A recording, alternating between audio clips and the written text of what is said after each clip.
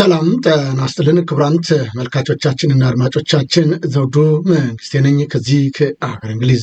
አሁን የዘውዱ ሾው አጫጭር ዜናዎችን አቀርብላችኋለሁ፣ አብራችሁን ቆዩ። በቅድሚያም ርዕሶቹን ነው። ጎጃም በደም ተጥለቀለቀች።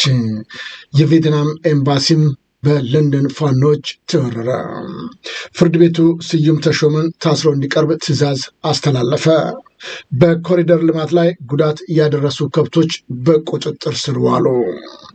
ጠቅላይ ሚኒስትሩም ዘይት አደሉ፣ ትራምፕም ተከሰዋል። ክቡራን ተመልካች አድማጮቻችን ወደ ዝርዝሩ እንሄዳለን፣ አብራችን ቆዩ።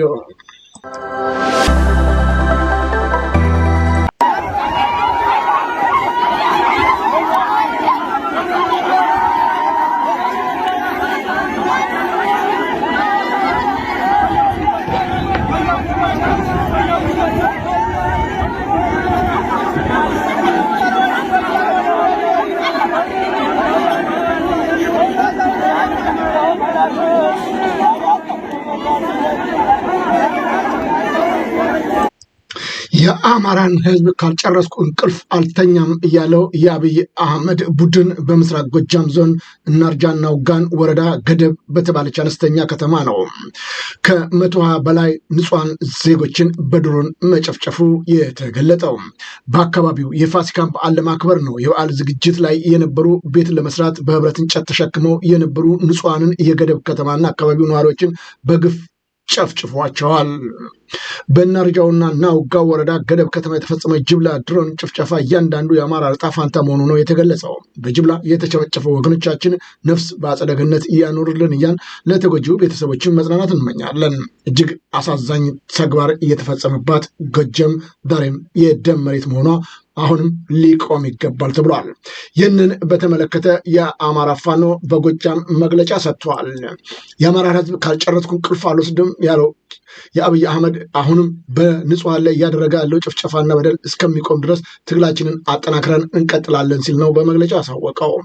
በተለያየ ጊዜያቶች እየተፈጸሙ ያሉ ግፍና በደሎች የበዛበት ይህ የአማራው ሕዝብ ዛሬም ጭምር እየተፈጸመ ያለበትን ጉዳይ በተመለከተ በምንችለው አቅም ከህዝባችንና ከወገናችን ጋር በመሆን ታግለን ነፃ ማውጣት ይገባናል ሲል ነው የገለጸው። በመሆኑ በቀጣይ ለምናደርጋቸው እንቅስቃሴዎች የአማራው ሕዝብ ከጎናችን ሊቆም ይገባል ያለው አማራ ፋኖ በጎጃም ለአማራ ፋኖ በጎጃም አባላትና አመራሮቹም በወገኖቹ ላይ እየተፈጸመውን የጅምላ የድሮን ጭፍጨፋ ድርጅቱ የአማራ ፋኖ በጎጃም ለመላ ወገኖቻችን መጽናናትን እየተመኘ በወገኖቻችን ላይ በደረሰውም በጅምላ ጭፍጨፋ ከህዝባችን ጎን በመቆም እስከ መጨረሻው መስዋዕትነት ለመክፈል ከመቼውም ጊዜ በላይ በተጠንቀቅ ላይ እንድትቆሙ እናሳስባለን ሲል ገልጿል። በተጨማሪም ለመላው የአማራ ህዝብ ወይ በተለይም በጎጃም እናርጃው ናውጋ ወረዳ በተለይም ገደብ ከተማ በተፈጸመ ጅምላ ድሮን ጭፍጨፋ እያንዳንዱ አማራ ዕጣ ፈንታ መሆኑን ልታውቁት ይገባልም ብለዋል። በመሆኑም በቀጣይ ለምናደርገው ህዝባዊ ጥሪ እና የክተት አዋጅ ከዛሬ ጀምሮ እንድትዘጋጁ ይህንንም ጨፍጫፊ ስራን ለማጥፋት የመጨረሻ መስዋዕትነት በመክፈል ነፃነትን በክንድ እና በትግል እንድታረጋግጥ ስንል ጥሪ እናቀርብልሃለን። በጅምላ የተጨፈጨፉት ወገኖቻችን ነፍስ በአጸደ ገነት እያኖርልን። ክብር ለሰማዕታት፣ ድል ለጀግናው ህዝባችን። የአማራ ፋኖ በጎጃም የሰጠው መግለጫ ነው።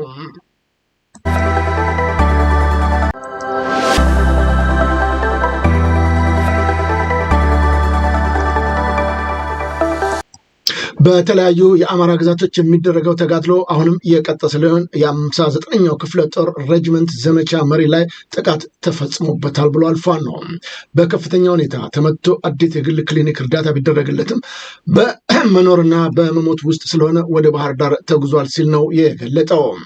በትላንትናውም ዕለት የሻለቃ ንሙት የያዛቸው ብርጌድ የጠላት ኃይል ከአዴት ወደ ደም ድንጋይ በመጓዝ ላይ ያለ ሻለቃ አንድ የበላይ ዘለቀ ሻለቃ ልዩ ቦታው ቃበና ገብርኤል ላይ በተጠና በተደራጀ በተስተካከለ መረጃዎች ክትትልና ቁጥጥር በማድረግ በደፈጣ በጠላት ላይ ሙትና ቁስለኛ በማድረግ የተሳካ ውጤታማ ስራ መሰራቱን ገልጧል።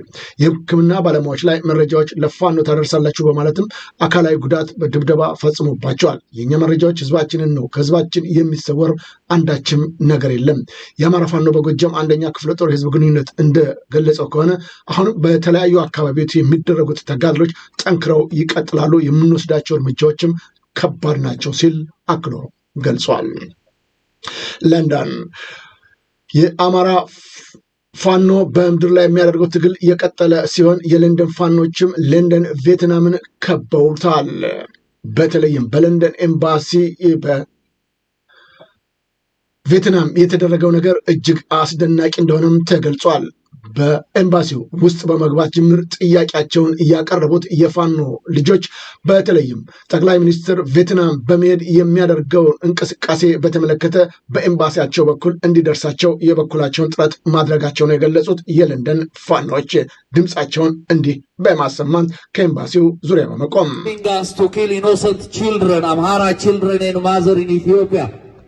The Vietnam government remove Abiy Ahmed from your country.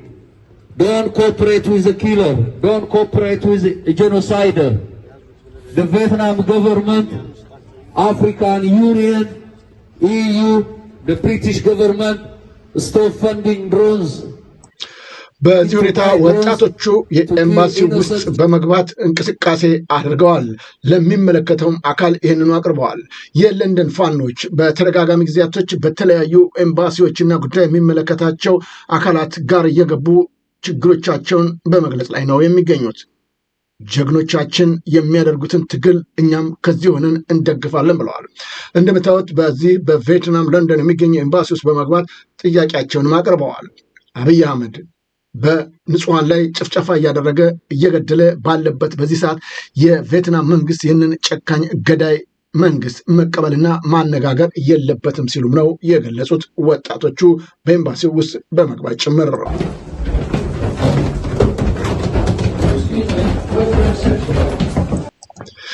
ከጅቡቲ ጎበዜ ሲሳይን አመጣው ያለው የፌዴራል ፖሊስ አዲስ አበባ ላፍቶ የሚኖረውን ስዩም ተሾመን አላገኘውም ሲል ገለጸ።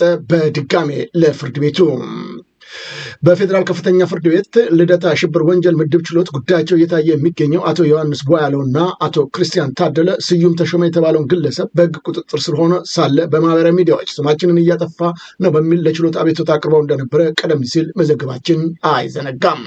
ፍርድ ቤቱም በስም የተጠቀሰውን ግለሰብ ችሎት ቀርቦ ጉዳዩን እንዲያስረዳ በፌዴራል ፖሊስ በኩል መጥሪያ ቢላክለትም ለሁለተኛ ጊዜ ስዩም ተሾመ ተሰውሮብኛል፣ ዛሬም ላገኘው አልችልም ሲል ነው የገለጠው። ፖሊስ ለፍርድ ቤቱ እንዴት ይህ ሊሆን ይችላል ተብሎም ጥያቄ ተነስቶበታል። አቶ ዮሐንስ በበኩላቸው ከጅቡቲ ጎበዜ ሲሳይን አመጣለሁ ብሎ የሚመጻደቅ ፌዴራል ፖሊስ ላፍቶ ሞል ቢሮ ከፍቶ በየቀኑ ፍርድ ቤት ዳኞችን ሲሳደብ የሚውልን ግለሰብ ተሰውሮብኛል በማለት አሳፋሪን ይሰሩ ሲሉ ለችሎቱ ተናግረዋል። ይህ ተንኮል የተሞላበት ደባ ያለው ስራም ነው ሲሉ ገልጠዋል። አቶ ዮሐንስ አክለውም ይህንን ግለሰብ ቀደም ሲል በሌላ ችሎት በስም ማጥፋት ወንጀል ከስሸው ቅጣት የተጣለበት ቢሆንም እስካሁን ቅጣቱን የሚፈጽም የመንግስት አካል ባለመኖሩ ያንኑ የጥፋት ድርጊት ቀጥሎበታል ሲሉ ነው የተናገሩት። የኔ ስም በተደጋጋሚ ማጥፋቱ የተለመደ ቢሆንም የአሁኑ ደግሞ የዚህን ችሎት ዳኞች ስም ጭምር እያጠፋ ነው። በችሎቱ ላይ ግልጽ የሆነ ተጽዕኖ እንዲፈጠር በመሆኑ ትክክለኛ ፍትህ እናገኛለን ለማለት እንቸገራለን ሲሉ ነው የገለጹትም። አቶ ክርስቲያን ታደለን በበኩላቸው ስዩም ተሾመ የጠቅላይ ሚኒስትሩን የማህበራዊ አማካሪ ማቅረብ አልችልም መባሉ እጅግ ተገቢነት የሌለው ነው ብለዋል። ስዩም አንደኛ ደረጃ ዜጋ ስለሆነ ነው። አንደኛ ደረጃ ዜጎች ከህግ በላይ ስለሆኑ ፍርድ ቤት ማቅረብ አይቻልም። ፍርድ ቤቱም ተገደው የሚቀርቡበት ሁለተኛና ሶስተኛ ዜጎች ናቸው። ስዩም አማራ ቢሆን ኖሮ ተገዶ ይቀርብ ነበር። ምክንያቱም በአሁኑ ወቅት የአማራ ሶስተኛ ዜጎች ሆነናልና 200 አማራዎች ከወቅታዊ ጉዳዮች ጋር በተገናኘ በሚል ጓዳ ጎድጓዳ ውስጥ ገብቶ በእስር ላይ ያሰቃየ ያለው ፖሊስ እና አቃቤ ሕግ ስዩም ተሾመን አዲስ አበባ ውስጥ ተሰውሯል ሲባል ያሳፍራል ሲሉም ለችሎቱ አስረድተዋል። ሞት በሚያስቀጣ አንቀጽ ተከሰው አቶ ስዩም የተባለው ግለሰብ ችሎቱን ከውጭ ሆኖ ተጽዕኖ የሚፈጥርበት ከሆነ ውጤቱን ከወዲሁ የሚታወቅ ነው ሲሉም ገልጸዋል።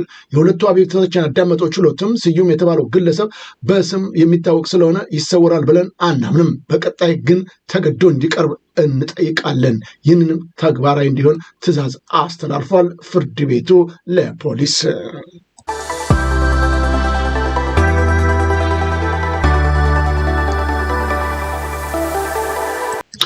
በሻሸመኔ ከተማ የበርበሬ ምርት ከባዕድ ጋር ቀላቅለው የነበሩ ተቋማት በቁጥጥር ስር ዋሉ። ምግብን ከባዕድ ነገር ጋር መቀላቀል በህብረተሰብ ጤና ኢኮኖሚ ላይ ከፍተኛ ጉዳት የሚያደርስ አሳሳቢ ጉዳይ መሆኑን የኢትዮጵያ ምግብና መድኃኒት ባለስልጣን ነው ያሳወቀው። በተለያየ ምግቦች ላይ የሚጨመሩ ባዕድ ነገሮች ለተሰቡላ ተጠቃሚው ላይ የሚያደርሰው ጉዳት ከፍተኛ መሆኑንም አክለው ገልጸዋል።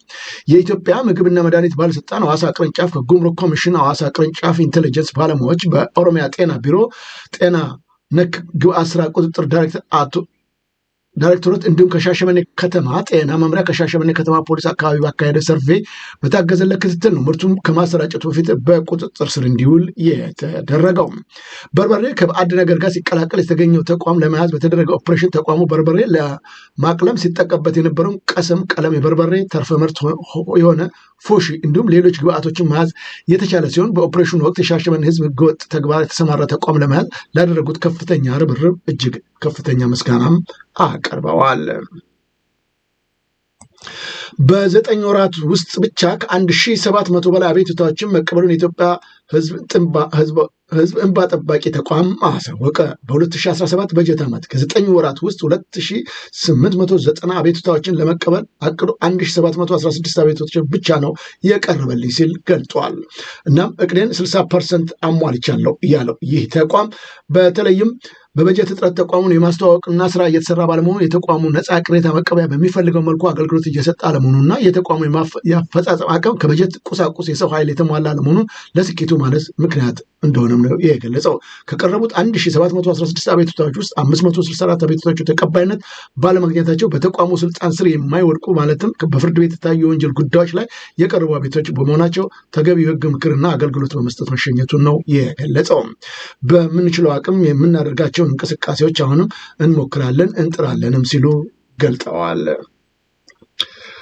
ጠቅላይ ሚኒስትር አብይ አህመድ የፋሲካ በዓል ምክንያትን በማድረግ ማዕድ ማጋራቱ ተገለጸ። በተደጋጋሚ ጊዜያቶች በተለይም አመት በዓሎች ሲደርስ ብቅ የሚለው አብይ አህመድ ዛሬም በተለይም የፋሲካ በዓል ምክንያት በማድረግ ዝቅተኛ ገቢ ላላቸው በሚል የማዕድ አቅርቦት ማድረጉ ነው የተገለጠው። ዘይት አድለዋል። በተለይም በጽህፈት ቤቱ ሰራተኞችና የጽህፈት ቤቱን ለሚያሳድጓቸው ህጻናት ማዕድ ማጋራቱ ነው የተገለጸው። ጠቅላይ ሚኒስትሩ የማዕድ ማጋራት መርሃ ግብሩን ነው በማከናወን የጽህፈት ቤቱን መረጃዎች አመላክተዋል።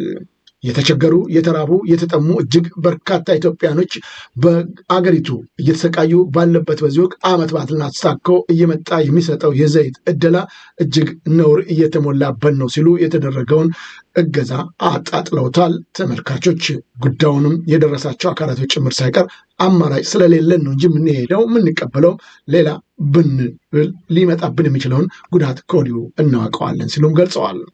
ይህ በእንዲህ እንዳለ ቀዳማዊት እመቤትም ዝናሽ ታያቸው በበኩሏ በሃይኖ የሚገኘውን የአይነ ስውራን ትምህርት ቤትም ጎብኝታለች። ቀዳማዊ እመቤት ዝናሽ ታያቸው በሃይማኖት የሚገኘውን የአንደኛ ሁለተኛ ደረጃ የአይነ ስውራን ትምህርት ቤት መጎብኘቷን የተገለጸው ቀዳማዊት እመቤት ዝናሽ ታያቸው በማህበራዊ ትስስር ገጿ እንደገለጸችው የቪየትናም ሶሻሊስት ሪፐብሊክ ቀዳማዊት እመቤት ማዳም ኖሆ በሃይማኖት የሚገኘውን የአንደኛ ሁለተኛ ደረጃ የአይነ ስውራን ትምህርት ቤት አስጎብኝተዋቸዋል ነው ያለው። ባደረጉትም ጉብኝት በቅርቡ ተመርቆ አገልግሎት በመስጠት ላይ የሚገኘውንና በተለያዩ ክልሎች እየተሰሩ ላሉት አዳዲስ አይነ ስውራን አዳሪ ትምህርት ቤቶች የሚሆን ተሞክሮ ማግኘቱም ጠቃሚ እንደሆነም አክላ ገልጻለች። የኮሪደር ልማት ላይ ጉዳት አደረሱ የተባሉ 12 ከብቶች በቁጥጥር ስር መዋላቸው ተገለጸ። ከቦሌ ቡልቡላ 13 ከብቶችን የኮሪደር ልማት ጉዳት በማድረሳቸው ነው በቁጥጥር ስር መዋላቸው። የከብቶቹ ባለቤትም ለእያንዳንዳቸው ከብቶች 5,000 ብር በጠቅላላው 65,000 ብር ቅጣት እንዲከፍሉ የተደረገው። ከዛም ከብቶቹ መለቀቃቸው ነው የተገለጸው። የኮሪደር ልማት ጉድ እያፈላ መሆኑ ነው እየተገለጸ የሚገኘው። የወረዳው ደንብ ማስከበር ጽሕፈት ቤት ማህበር ከመሰል ድርጊቶች ሌሎችም እንዲቆጠቡ ማሳሰቢያ ሰጥቶበታል። ለመሆኑ እንዲህ አይነት ውሳኔዎችን በየጊዜው እየወሰነ ህዝቡን እያማረረ ገንዘብ በየምክንያቱ እየሰበሰበ ያለው የአብይ አህመድ ካቢኔ ምን እያደረገ ነው ሲሉ ብዙዎቹ አሁን ይህ የኮሪደር ልማት ስቃይ መከራ ውስጥ ከቶናል ሲሉም ተችተውታል።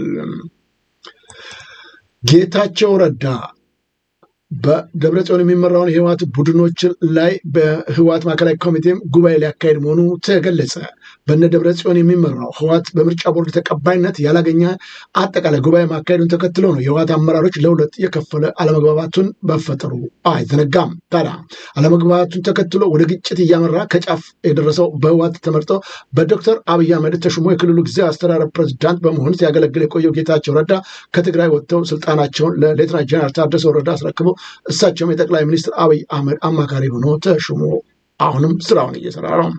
ይሁን እንጂ ታደስ ዛሬ ማለዳ የወጡት መረጃዎች እንደሚያሳዩት ከሆነ ስልጣናቸውን ባስረክቡ ማግስት በትግራይ ፖለቲካ ውስጥ ለመሳተፍ ቃል የገቡት አቶ ጌታቸው አብረዋቸው ካሉ የማዕከላዊ ኮሚቴ አባላቶች ጋር በመሆን የህወሓት ህጋዊ እውቅና ላለመስጠት ፓርቲው ከጥፋት ለማታደግ ሲባል ጉባኤ ለማካሄድ መወሰናቸውን መግለጫ አውጥተዋል። በጌታቸው ረዳ የሚመራው የህወሓት የተሰጠው መግለጫ በሚለው በተሰራጨ ጽሁፍ ጉባኤ አካሂደናል፣ ፓርቲያችን ህጋዊ ሰውነት እንዲኖረውም እናደርጋለን፣ ግላዊና ቡድናዊ ፍላጎቶች ወደ ጎን በመተው ታሪካዊ ውሳኔ እንሰራለን ሲል ነው የገለጠው።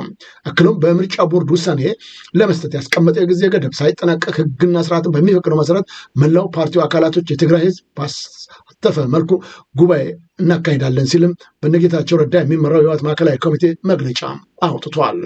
አሁን በእግድ ላይ የሚገኘው ህወሓት በምርጫ ቦርድ የካቲት 4 2017 ዓ.ም ባደረገው ስብሰባ ለ3 ወራት በምንም አይነት የፖለቲካ እንቅስቃሴ ውስጥ እንዳይሳተፉ እንዲታገድ የወሰነ ቢሆንም ፓርቲው ለእግዱ ምክንያት የሆነው ጥሰት በማረም አዋጁን ተከትሎ ያወጣው መመሪያ የቦርዱ ውሳኔዎች ትዕዛዝ በማክበር ፓርቲው ሊያደርግ የሚገባውን ጠቅላላ ጉባኤ ለማድረግ የሚያስችላቸውን ጉባኤ ቅድመ ዝግጅት ስራዎችን ለመስራት ለቦርዱ በጽሑፍ ሲያሳውቅና ቦርዱም ይህንን ሲያረጋግጥ በመመሪያው መሰረት ቦርዱ እግዱን የሚያነሳ መሆኑን ማስታወቁም አይዘነጋም።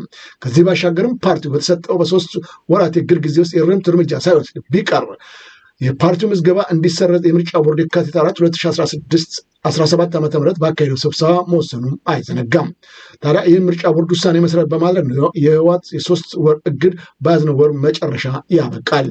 ጌታቸው ረዳ የሚመራው ይህንን ጥያቄ አሁን ማንሳቱ ነው የተገለጸው።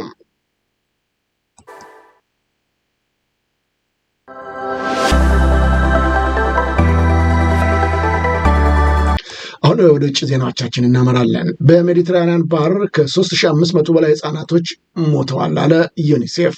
ከ2015 ጀምሮ ወደ ጣሊያን ለመሻገር የሞከሩ 3500 ህጻናት መሞታቸውን ወይም የገቡበት አለመታወቁን ነው ያሳወቀው። በተደጋጋሚ ጊዜያቶች ንጹሐን እንደዚህ እየተቀጠፉ ነው እየተገኙ ሲል የገለጸው ዩኒሴፍ ከህፃናቱ በተጨማሪ 20800 ሰዎች በተጠቀሰው ዓመት ውስጥ በባህሬን ላይ ህይወታቸው እንዳለፈ ነው ያሳወቀው። ትክክለኛ ቁጥሩ ከዚህ ሊበልጥ እንደሚችልም ያሳወቀው ዩኒሴፍ ከህፃናቱ ውስጥ 70% ለብቻቸው አስፈላጊውን ጉዞ እንደሚያደርጉ የገለጸው ዩኒሴፍ ህፃናቱ በጦርነትና በአስከፊው ድህነት ለመራቅ ጉዞ እንደሚያደርጉም ገልጿል። በተደጋጋሚ ጊዜ ንጹሐኖች የሚሞቱበት ጉዳይ አሁንም ዓለም አቀፉ ማህበረሰብም ትኩረት ሰጥቶ ሊያጠናው ይገባል ሲልም አክሎ ገልጧል። እስራኤል የእስራኤል ተቃዋሚ ፓርቲ መሪ እስራኤል የኢራን ኒውክሌር መሳሪያ ቤቶችን ማጥቃት አለባት ሲሉ ተናገሩ። ፕሬዚዳንት ትራምፕ ከቴህራን ጋር የኒውክሌር ውል ለመደራደር ሲሉ ለእስራኤል በኢራን የኒውዚላንድ ቦታዎችን ላይ ልትሰነዝር ያቀደችውን ጥቃት መከልከላቸው ተሰምቷል። ለዚህም ከልካይ ምላሽ የሰጡት ብሔራዊ አንድነት ፓርቲው መሪ ቤን ጋትዝ እስራኤል ኢራን መምታት አለባት ሲሉ ደጋግመው ትችላለችም ሲሉ ገልጸዋል። ጋትሲያን በኤክስ ገጻቸው ላይ ባሰፈሩት መልእክት ላይ የኢራን አገዛዝ በባለሙያዎች ኃይል እየቆመ ነው፣ ስለዚህ የእስራኤል መንግስት የኢራንን የኒውክሌር አቅሞች ተስፋ ማስወገድ አለበትም ሲሉ ገልጸዋል። ይህ ካልሆነ ግን አደጋዎቹ ሊበረክቱ እንደሚችሉም አክለው ተናግረዋል። አሜሪካ የካሊፎርኒያ ግዛት በትራምፕ ላይ ክስ መመስረቱ ተገለጸ። በአሜሪካን ግዛት 2 ከፍተኛ የኢኮኖሚ የምታንቀሳቀሰው እንዲሁም የግዙፉን ፋብሪካዎችና እርሻዎችን መገናኛ የሆነችው ካሊፎርኒያ ግዛት የዶናልድ ትራምፕን ታሪፍ በመቃወም ክስ መስርታለች በትራምፕ ላይ። ዶናልድ ትራምፕም ይህንን እየፈጸመ የሚደረገውን እንቅስቃሴ እስካላቆመ ድረስ በአሜሪካ ላይ ጉዳት ሊያስከትል እንደሚችል ነው የገለጹት። ዶናልድ ትራምፕ በዓለም አቀፍ ሀገራት ላይ የጣሉት ታሪፍ በመቃወም ለመጀመሪያ ጊዜ በተመሰረተው ግዛቲቱ ክስ ትራምፕ ይህንን ፕሬዚዳንት ትዕዛዝ ለማስተላለፍ የተጠቀሙበትን ሕግ ተቃውሞታል። ከካሊፎርኒያ ከየትኛውም የአሜሪካ ግዛት በመቅደም በዓለም 5ኛዋ ግዙፍ ኢኮኖሚ ያላት ግዛትም ነች ብለዋል። በግዛቲቱ ውስጥ በግዙፍ የማኒፋክቸሪንግ ኩባንያዎችና ሰፋፊ እርሻዎችም ይገኛሉ። ስለሆነም ይህ ነገር መቆም አለበት በአስቸኳይ ሲሉም ነው የተናገሩት የግዛቱ ኃላፊ። ናይጄሪያ የናይጄሪያ መንግስት በኢትዮጵያ የሚገኙ ናይጄሪያውያን እስረኞች በችግር ላይ መሆናቸውን በመግለጽ ኢትዮጵያ እስረኞች ልውውጥ ስምምነት እንድትፈርም አሳስበዋል። በኢትዮጵያ የሚገኙት እስረኞችን በተመለከተ የሚደርስባቸው እንግልትና መከራ እጅግ እየከፋ ነው ያሉት እነዚሁ ሰዎች በተለይም በንጹሐን ላይ እየደረሰ ያለውን ግፍና በደል መቆም በአስቸኳይ አለበትም ሲሉ ተናግረዋል። በሀገሪቱ የሚደርሰው ችግር በዜጎቻችን ላይ የመጣው መከራ እጅግ የከፋ ነው ሲሉም ነው አክለው የተናገሩት።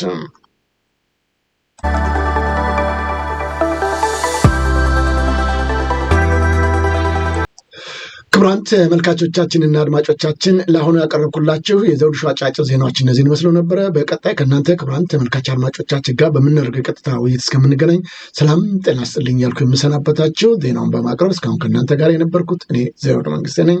መልካም ጊዜ